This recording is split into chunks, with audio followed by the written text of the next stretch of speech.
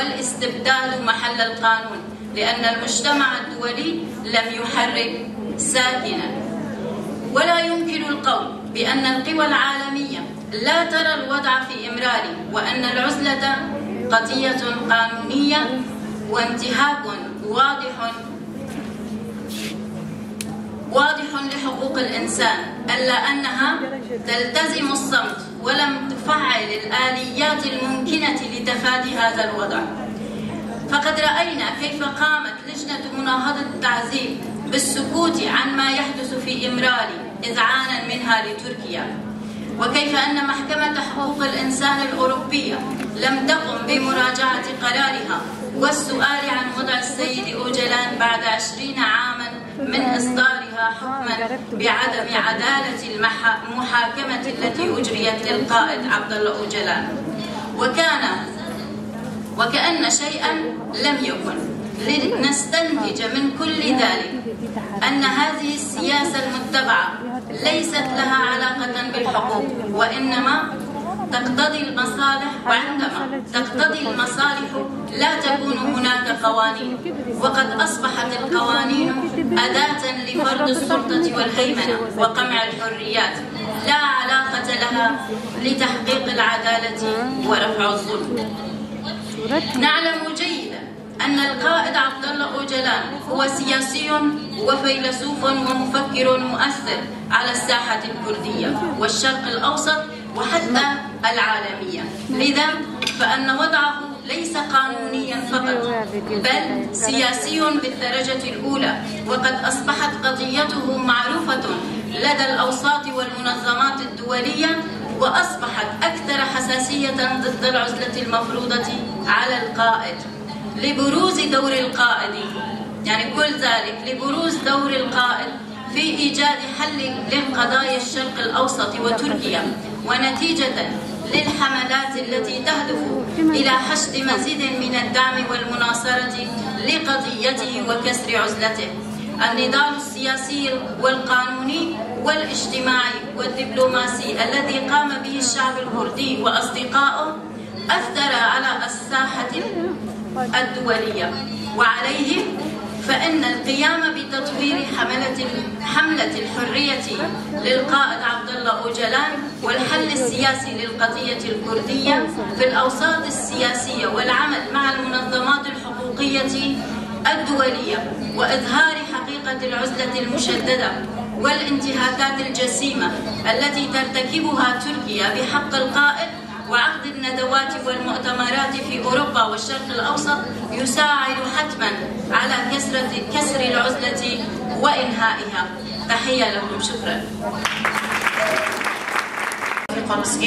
الآن ندعو لقراءة الجانب الصحي ضمن المحور من قبل السيدة غزالة حميد ناطقة لجنة الصحة. لجميع نساء اقليم شمال وشرق سوريا كونفرنس الحريه الجسديه للقائد عبد الله أوجلان. طبعا بفضل فلسفه وفكر القائد عبد الله أوجلان نحن موجودين هنا ونسعى الى حريته عن طريق الكونفرنس او عن طريق الحملات من اجل حريه القائد. نتطرق الجانب الصحي. وضع القائد عبد الله أوجلان من الجانب الصحي. في 9 تشرين الأول عام 1988 بدأت المؤامرة الدولية بحق القائد عبد الله أوجلان عندما تم إخراجه من سوريا واعتقاله من قبل تركيا والعديد من الدول المساعدة في 15 شباط عام 1999، وقامت بسجنه في جزيرة إمرالي. وعند اعتقال أي شخص يجب أن تكون ظروف اعتقاله مهيئة كتوفير غرفة مناسبة والتواصل مع العالم الخارجي. تقرير فعاليات حملة الحرية الجسدية للقائد عبد الله أوجلان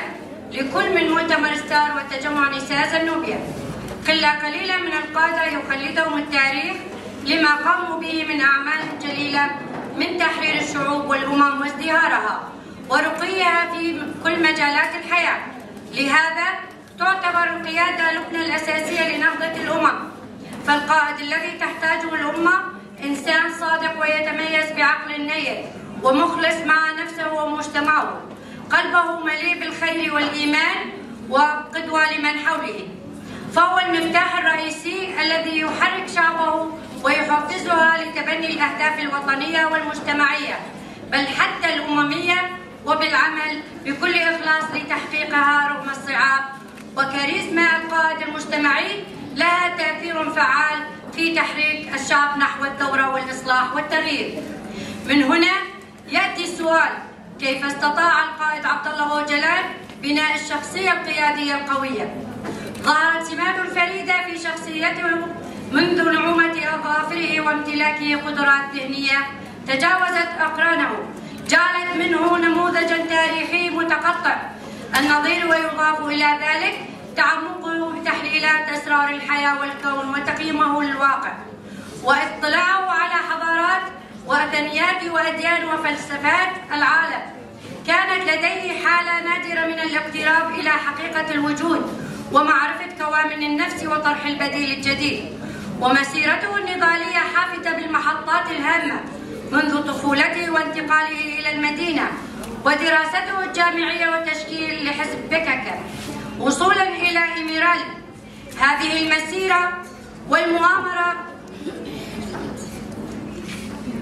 المسيرة والمؤامرة الدولية جعلت من القائد آبو شخصية تاريخية على مستوى العالم. من خلال فلسفته والمعرفة والحكمة استطاع استقراء المستقبل ووضع حلول جذرية لكل قضايا الشرق الأوسط وطرح البديل للحداثة الرأسمالية، وكان هو أول من حلل المرأة ودورها في الحضارة. فالمرأة مقدسة عند القائد،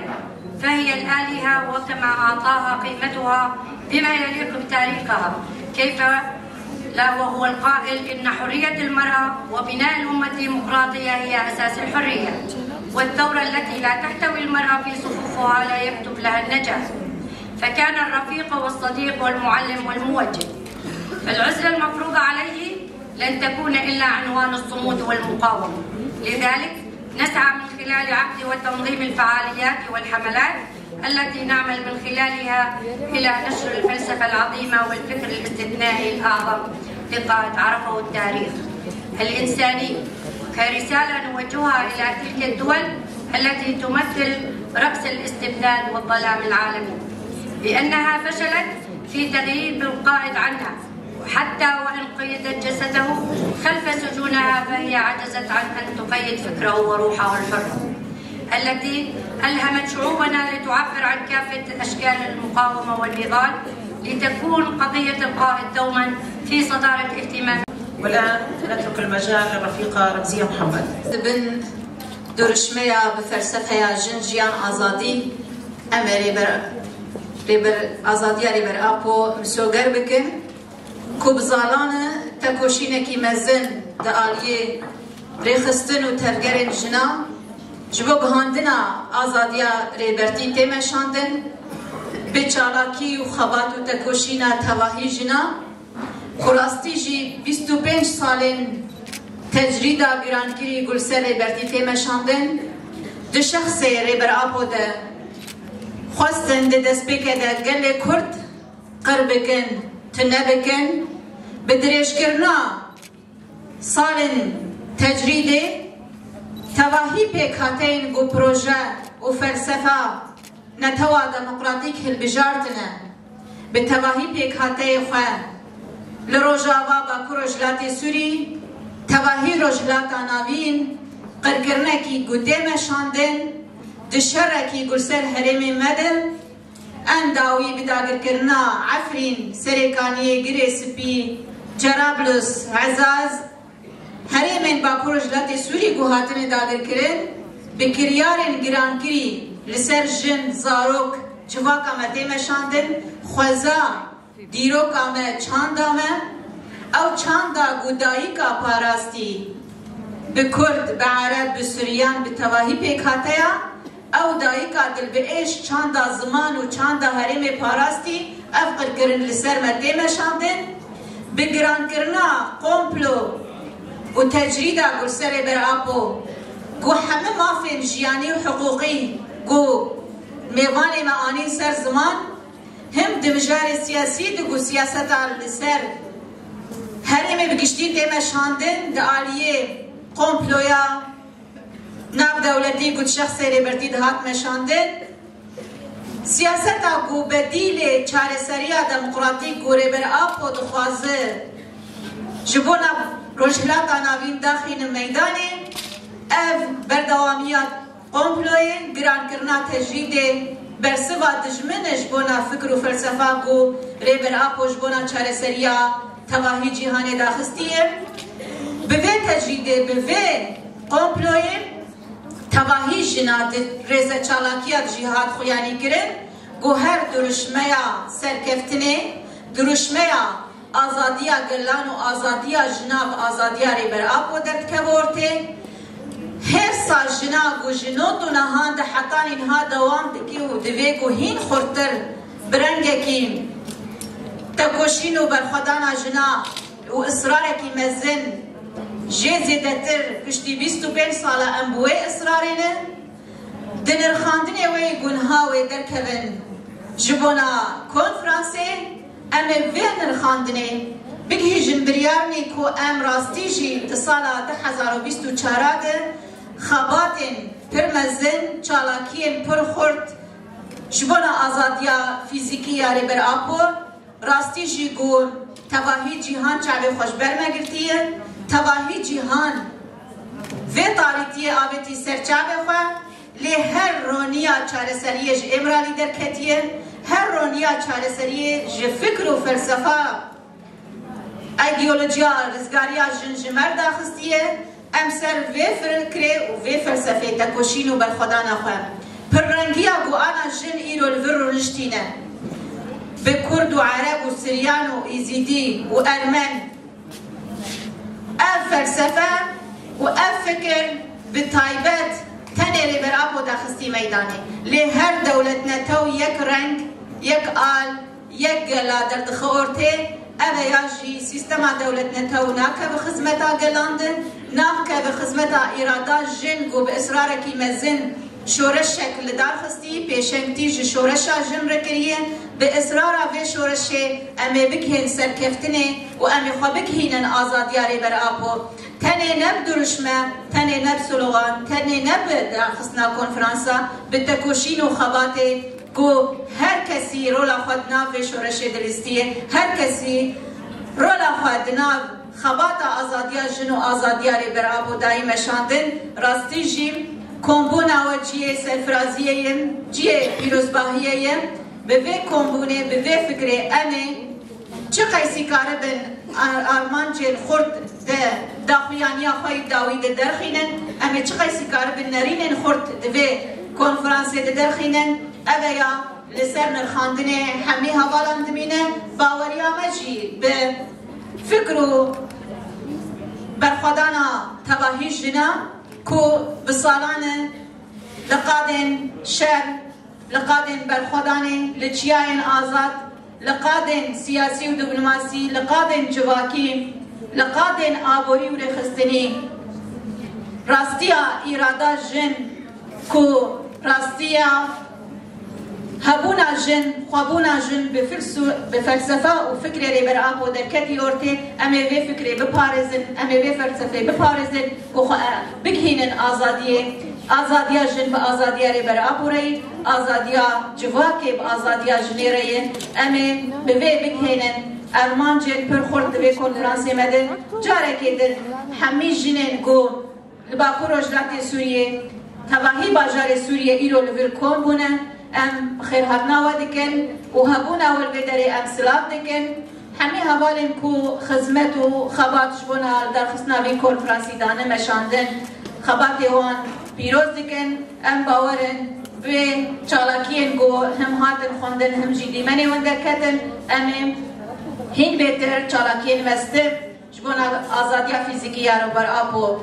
بكهينن أصلا سركفتني جاري كده سباش بوا وخباتي هون نشكر رفيقة رمزية منسقية مؤتمر ستار. الآن بعد قراءة 3 محاور ندعو الرفيقة أنعام نيوف من الداخل السوري باسم مجلس المرأة السورية فلتفضل على الديوان. الرفيقات في مؤتمر ستار العزيزات، السادة الحضور، إننا في مجلس المرأة السورية نشكر دعوتكم الفاضلة لحضور هذا المؤتمر التظاهرة النسائية العالمية، والذي نعقده بالتزامن مع الذكرى السنوية 19 لتأسيس مؤتمر ستار، ومناخات مناسبة لليوم العالمي للمرأة يوم 8 من آذار من كل عام. نحيي بهذه المناسبة شعوب العالم وكل القوى المناهضة للعنف والتمييز والمدافعة عن قيم التسامح والمواطنة والمساواة والكرامة الإنسانية. نتقدم من جميع نساء العالم بالتهنئة والمباركة، ونحيي نضالات الحركة النسائية المحلية والعالمية، ونعلن تضامننا الكامل مع المرأة في كل سوريا من أجل تمكينها من حقوقها والعمل من أجل إزالة كافة أشكال التمييز والعنف الذي تتعرض له، ومن أجل بناء منصة سورية نسوية دائمة من أجل إعمال جميع حقوق المرأة، تحمي حقوق النساء بكل تنوعهن في الفضاء الرقمي، والتصدي بشكل جماعي للخطابات المناهضة للحقوق والنوع الاجتماعي، وبناء السلام وتعزيزه واستمراريته وإعادة الإعمار الشامل، والعمل من أجل النهوض لتحقيق أهداف التنمية المستدامة الطموحة، وتمكين جميع النساء، وبما يساهم بتعزيز جدي لمشاركة حقيقية وفاعلة للمرأة السورية عبر منصة نسوية دائمة من أجل إعمال جميع حقوق المرأة، إذ نحيي نضالات الحركة النسائية المحلية والعالمية،